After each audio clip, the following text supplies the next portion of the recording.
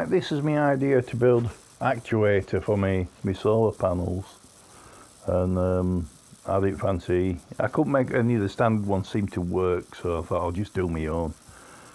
So I'll start with some 8mm bar, and the idea is to make a carriage or sledge that zips up and down this 8mm bar.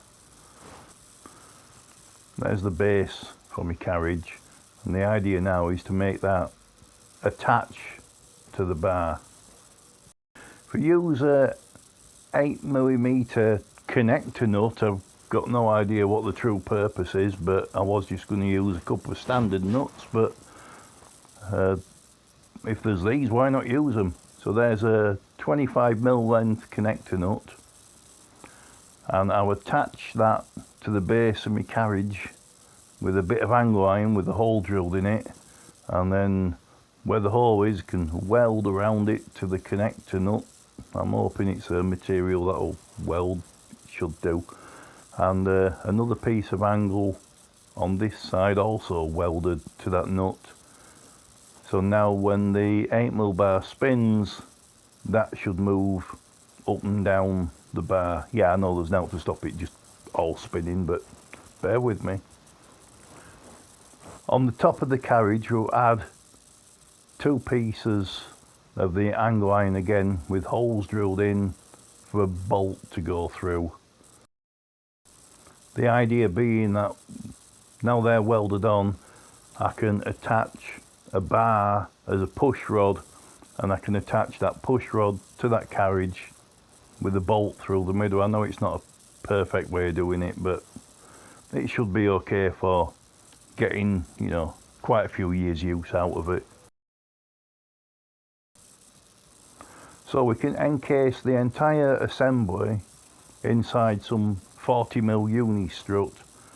I don't know what that's called in other parts of the world, but it seems to be common over here as uni strut.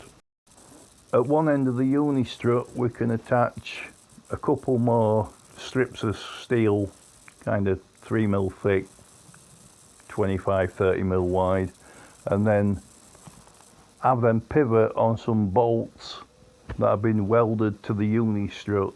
Couple of nuts on. Bob's your uncle for that. That should be able to move nice and free, but have its fixed position.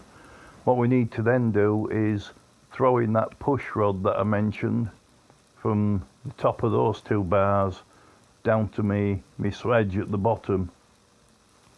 So now that piece is in place. As you can see, as the carriage moves, it's going to triangle the point up and down.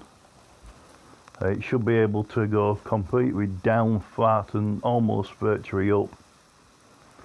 And then we just add a spreader bar to the point of the triangle, and that can push the panel up and down equally at each side.